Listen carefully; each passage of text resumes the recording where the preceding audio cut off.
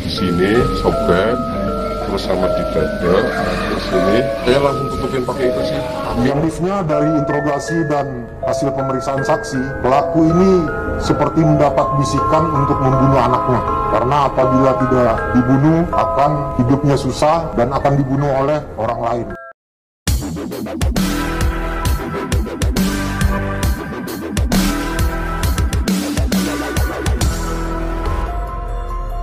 Kondisinya membaik. Anak Kanti Utami yang selamat dalam insiden memilukan itu terus menanyakan keberadaan satu adiknya yang ternyata sudah meninggal akibat digorok oleh sang ibu. Hal itu dikatakan oleh Saki, 10 tahun, yang merupakan anak sulung Kanti. Saki dan adik bungsunya yakni Emir, 5 tahun, yang semula kritis, perlahan mulai membaik. Keduanya saat ini masih dirawat di RSMS Purwokerto seusai dianiaya dan dilukai Kanti Utami. Adapun adik Syaki atau kakak Emir bernama Ataya, 7 tahun, nyawanya tak terselamatkan usai ditebas oleh Kanti Utami yang merupakan ibu kandung mereka.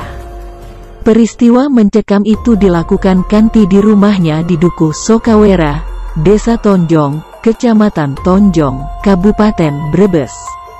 Selain itu, kondisi terkini dua bocah korban pembunuhan ibu kandungnya itu turut dibagikan Sekdin DP 3KB Brebes Rini Pujiastuti. Diceritakan Rini Pujiastuti, dua anak Kanti Utami kini dirawat secara intensif usai menjalani operasi. Adapun kondisi anak bungsu pelaku pembunuhan, Emir, sudah bisa duduk dan diajak berbincang.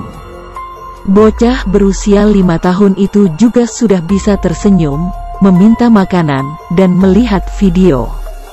Berbeda dengan sang adik, jika anak sulung Kanti Utami itu, Syaki, justru masih trauma.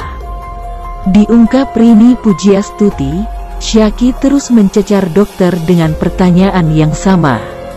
Melihat kondisi dua korban pembunuhan ibu kandungnya itu, Rini pun mengurai bantuan dari Pemprov Jawa Tengah.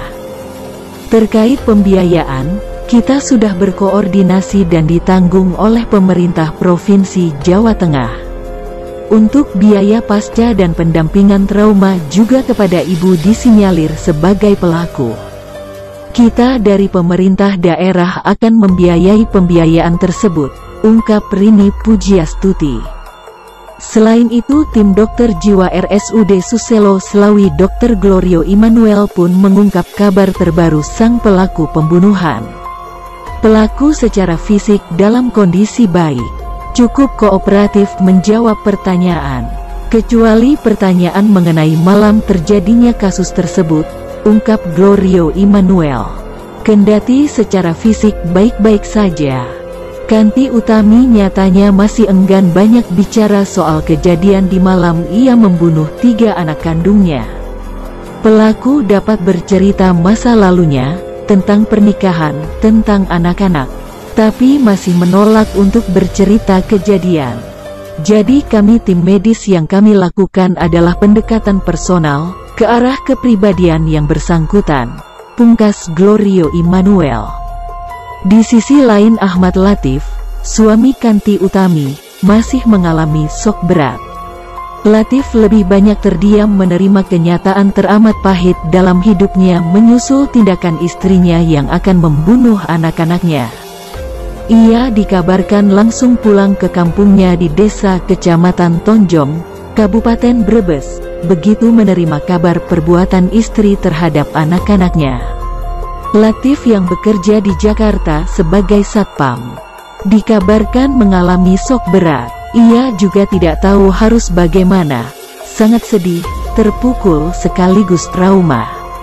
Sampai Kamis, tanggal 24 Maret tahun 2022, Latif memilih menengok 2 anaknya yang selamat dari pembunuhan yang dilakukan istrinya sendiri. Ia banyak diam. Kami juga bicara seperlunya, menghormati suasana hatinya, tutur kerabat Latif. Hingga kini, kedua anak Latif dirawat di Rumah Sakit Margono Soekarjo, Purwokerto. Informasinya, anak-anak Latif yang selamat dari pembantaian ibu kandungnya, Kanti Utami. Kondisinya berangsur membaik.